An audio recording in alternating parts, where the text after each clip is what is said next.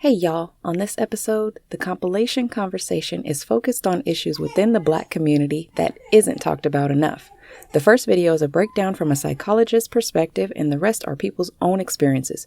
Again, drop your feedback down in the comment section below. Now let's get into it. Look at what their body language is telling you. Their eyebrows went up and they're leaning back. That tells you that they're already bothered and they're worried about it. Their anxiety level has started to rise. Now they're leaning back even more. Their anxiety is going up higher. You heard them mumble, which probably, if they could actually talk, they would be saying, "I don't like that. Get that away from me." Rubbing their body like that is them trying to calm themselves and soothe themselves. But they can't because their parent or their caregiver continues to put this thing that makes them uncomfortable in their face. Okay, you finally take it away, but it's only to set up this absolute ridiculousness that is what you do next. Congratulations! You got laughter at the expense of a child who can't defend themselves and can't escape from a situation. I feel so sad and angry when I see videos like this, because we're teaching the child that their voice doesn't matter, so then they have to learn other ways to be heard. And the best ways to be heard: anger, acting out, aggression. So then people start to punish the child. They're like, well, you're going to get timeouts when you hit, but the child has been taught that their voice doesn't matter. And they bring them into therapy, like, fix my kid, but you'll never admit that you did these things. Because you're going to tell yourself, it wasn't a big deal, it was a joke, it was fine, he was fine after, he still says he loves me. People really want to go out there and say that society would be so much better if we just spanked our kids, but then we get to see videos like this. And then I think we need to ask ourselves, maybe we should just start treating kids with respect. Stitch this and name something that Black people, especially older. Y'all should have known to not let this cross on my FYP. I got some shit to say. Setting boundaries does not equate to disrespect. Next. When your child comes to you about being sexually assaulted by your partner, stop assuming that they are lying. Why in the hell would they lie about something so sensitive like that? Stop telling us that we are too young to be depressed, stressed, and tired. There is no age limit on any of that. Stop forcing your older children to take care of your younger ones. We did not have them. You did. That is your responsibility. I am not the mom. You are. Stop grooming your daughters to be wives when you're allowing your dirty ass sons to be bums. Nobody's going to take care of them but you, so have fun. Favoritism amongst your children is weird as hell. I don't see how one child is more superior than the other when they both came from you. Once your child turns 18, that does not mean that you stop being a parent. You signed up to be a parent the moment you decided to open up your legs at Freaknik in 96. Do your fucking job. Us voicing how we feel to you is not disrespectful. Just fucking listen. You might learn something. Part 2, anyone? Especially older Black people are not ready to hear. That disease doesn't have to be permanent and you don't have to die from it. You don't have to die from diabetes, high blood pressure, blood clots, cancer, or any other disease. If you really want to heal, you will address your emotional attachments to the food you eat, like the poultry, the seafood, the red meat, the sugars, and that white rice. When you stop eating the foods that cause inflammation and mucus, then the disease can't live. You have to ask the right questions to your Western experimental practitioner because they are only selling you drugs. Don't believe me? Ask your Western experimental practitioner which medicine actually cured the disease. Something that Black people, especially older Black people, are not ready to hear. That they're not the older, wiser people that the younger generation should listen to. Me and my friend who has a podcast talked about this, how they feel like they deserve this level of respect and, they sit on this throne of respect and honor, yet they didn't teach us anything. They just, basically we survived through to adulthood. There is nothing that we can literally say, this is with me and has always been with me from here on out. And they want us to respect them and serve them in a way because they are elders, but they never showed us love. They never showed us respect. They only demand work from us, like white people. Stitch this and name something that Black people, especially older. That a lot of these girls are not fast. If you see a so-called fast girl, it's either one, y'all putting unnecessary labels on her, or she's acting out the sexual abuse that she has encountered, Putting on a mask or a front for the professional environment has to come to an end. A lot of things that y'all put us through were not tough love, it was actually abuse. Sticking up for ourselves is not a form of disrespect. The disrespect that y'all give us do warrant us to punch y'all in the mouths most of the time, but y'all lucky that we're not violent.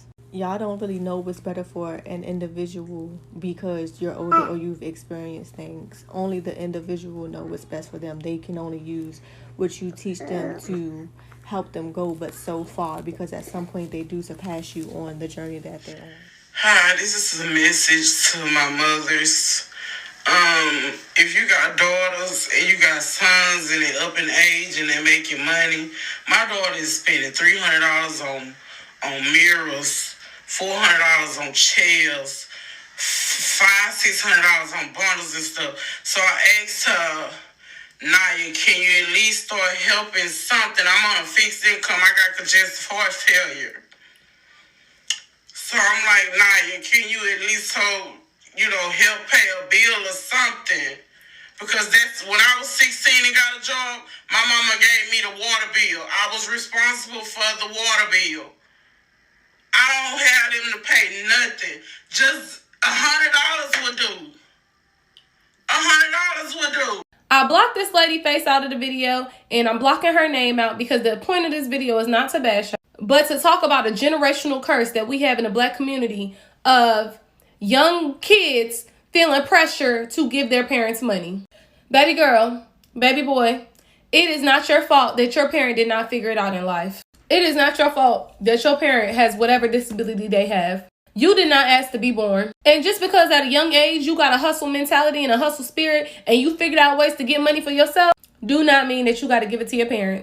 And as a 26-year-old woman, one thing that I could say is that I regret dearly how much money I gave my mama growing up.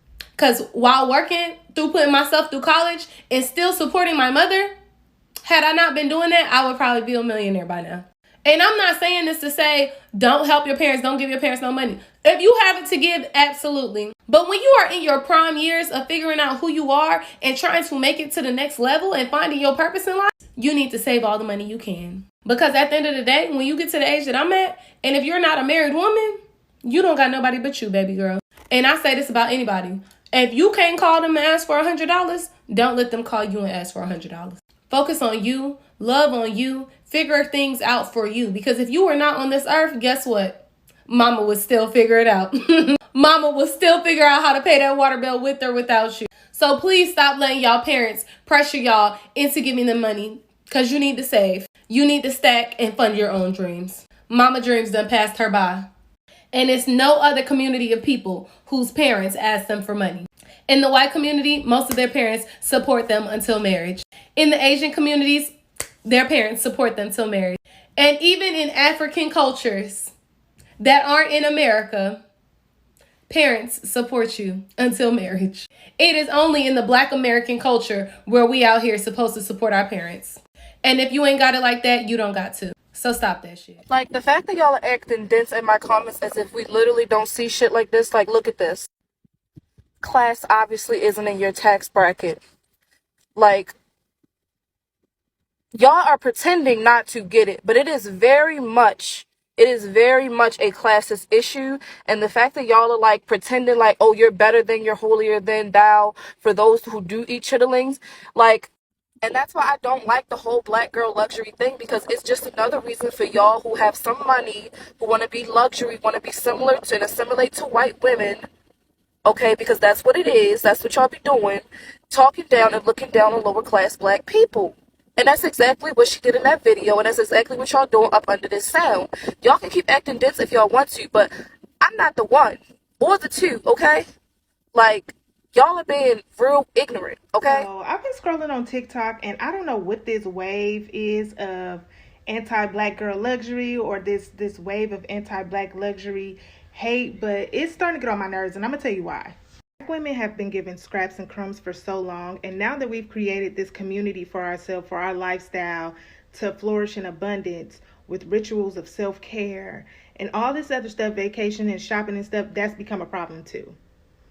And it's so annoying to be questioned and picked apart about every nice experience or item that you have. And it's very frustrating when it comes from other Black women. As a black woman posts a luxurious experience or item that she has, here come the bajillion questions. What do you do for a living? Why y'all dress like that? Why y'all never wear y'all natural hair? How many more Chanel unboxings do we need to see? Why y'all all got the same high-rise apartments? Y'all too bougie for me. We're the regular girl stuff. And it's just like, what is the problem? Because now it's coming off as like jealousy, bitterness, and envy. And that's a no-go, because this is a community where we're constantly putting each other on. And I don't see how you're hating outside of a club that you can get into. Being bombarded with questions like that make you not even want to put nobody else on. You sit back and ask these women, what do you do for a living? And I'm not talking about the women who genuinely want to know. It be women out here throwing shade. They be telling you they're estheticians, they work in tech, they're travel agents, they're Airbnb owners, they're influencers, they're content creators. The list goes on. And they literally give you play-by-plays of what they do for a living, how they do it, so you can have that same experience and you still find a way to try to shit on them. So that whole excuse of they don't be trying to put nobody on, they try to gatekeep, that's a lie. That is a lie. Even when it comes down to the designer, even people can't count your pockets, but even if it's not in your budget, these influencers and content creators go and find the exact dupes so you can have that aesthetic and that same type of experience. They give you full-blown discount codes to stuff. They give you dupes to perfumes and all kinds of different kind of stuff just so you can have that same experience, and you still find a way to try to hate. And I don't like that. I just really don't. These are the same content creators and influencers that you watch their vlogs every week. You were watching them starting off doing their makeup in dorms and on the floor and working 9 to 5s, and now all of a sudden that they have elevated and they require a little more and they taste a little different. Now you don't relate. But then you come on the internet and you throw shade at these same exact girls that you watch. These girls be giving y'all play-by-play of what they do on a daily basis down to their draws, baby. And that's still not enough for y'all, and y'all still gonna find a way to throw some shade and be hateful. And I just don't get it. I don't understand, because you can have that same lifestyle. It's just nothing but romanticizing yourself at the end of the day. That's what black girl luxury is. If you want to be a regular girl, be a regular girl. Because I don't know what that means, but okay. Because the rest of us are regular too. But it's getting old and it's getting tired now. Like, I'm like, Mike, he's out of sight. Woo! Alright, so Shorty's stitches weren't on, so I had to do some TikTok trickery to make this shit work. But hear me out. I'ma tag her in the joint so you can go actually watch the video, but what I just witnessed was like a microcosm of what's happening in the black community, right? People dragging her in the comments because a band was spent on dinner, and my problem with it is, why y'all worried about what the fuck people spending on what they eat? You want to holler black excellence, but when you see black people being excellent, you have an issue with it. What the problem is? It's weird because we don't do that with any other culture or race. It's like we have an expectation of them to live in excellence while we desire to live in excellence, and when we witness people living in excellence, we got an issue with it. But see, the gag is that it's okay for you to post about your wins, but when somebody else's win is at a higher level than yours, you got an issue. The fuck is going on? Like, quit being weird and let people get it how they live. Important is money to you in a relationship. A video went out earlier, and it was a black lady who was duetting this video, and she says, does anybody notice what I noticed? The answer is yes, I do. I would have loved to stitch it, but I was unable to, so I couldn't. What she was hinting at was that all the black women in this video felt that money didn't matter, but every other woman in the other races understood that how important money was. And of course, it's a definite must. Why is that? Because a lot of black women are being raised as men.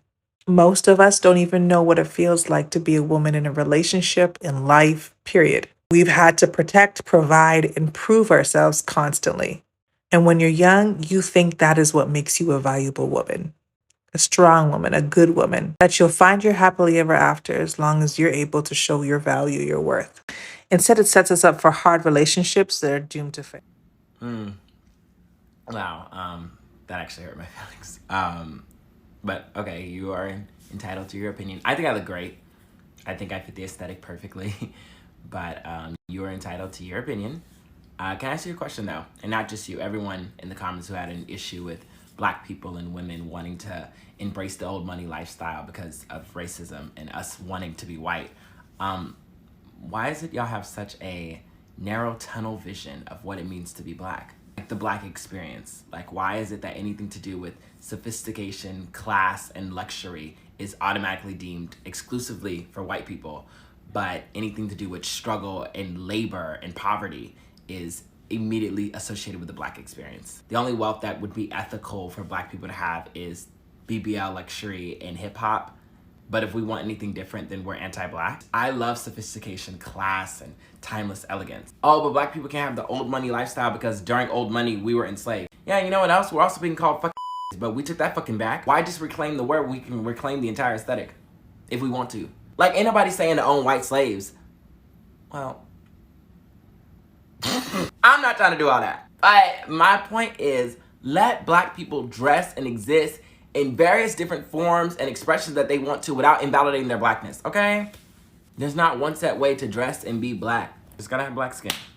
That's it. I mean, Dave Chappelle, very socially conscious. His wife is not Black. Kanye West, socially conscious. His wife is not Black. And then you add to that pot Russell Simmons, socially conscious. His wife is not Black. And of course, you got the Charles Barkleys and the Jalen Rose. So you're not just talking about Black men working at Walmart. Not that there's anything wrong with that. You're talking about multimillionaires and billionaires who are going to leave a very powerful financial legacy that's going to go right over to white women after they die. That is so disrespectful and insulting to all the generations of Black men and women, ancestors who fought for them to be in the positions to acquire that wealth. It is unacceptable. You'd rather make excuses for them. You say that's just how rappers talk. Really? Did you hear the baby's verse on the new Dua Lipa song? Not one curse word, not one bitch, that whole nothing. And that's not by accident. All rappers, like the baby, know that when you're doing a song with a white girl or any artist with a large white female audience, you check that misogyny at the door. You cannot disrespect white women or Latino women or Asian women like that. In real life and in the music industry, your men show women of other races more respect than they show you. Don't tell me that it's just hip hop, because white rappers are not coming with this heat in 2021.